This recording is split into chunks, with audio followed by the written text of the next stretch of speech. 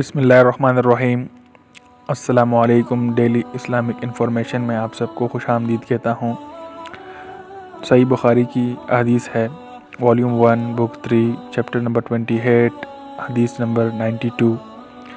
رسول اللہ صلی اللہ علیہ وآلہ وسلم سے کچھ ایسی باتیں دریافت کی گئی کہ آپ صلی اللہ علیہ وآلہ وسلم کو برا معلوم ہوا، اور جب اس قسم کے سوالات کی آپ صلی اللہ علیہ وآلہ وسلم پر بہت زیادتی کی گئی تو آپ صلی اللہ علیہ وآلہ وسلم کو غصہ آ گیا۔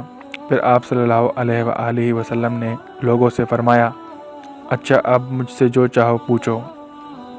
تو ایک شخص نے دریافت کیا کہ میرا باپ کون ہے؟ آپ صلی اللہ علیہ وآلہ وسلم نے فرمایا، تیرا باپ حذیفہ ہے۔ پھر دوسرا آدمی کھڑا ہوا اور اس نے پوچھا کہ یا رسول اللہ میرا باپ کون ہے؟ آپ صلی اللہ علیہ وآلہ وسلم نے فرمایا کہ تیرا باپ سالم شبیہ کا آزاد کردہ غلام ہے۔ آخر حضرت عمر رضی اللہ تعالیٰ عنہ نے آپ صلی اللہ علیہ وآلہ وسلم کے چہرہ مبارک کا حال دیکھا تو عرض کیا، یا رسول اللہ ہم ان باتوں کے دریافت کرنے سے جو آپ کو ناگوار ہو اللہ سے توبہ کرتے ہیں۔ شکریہ۔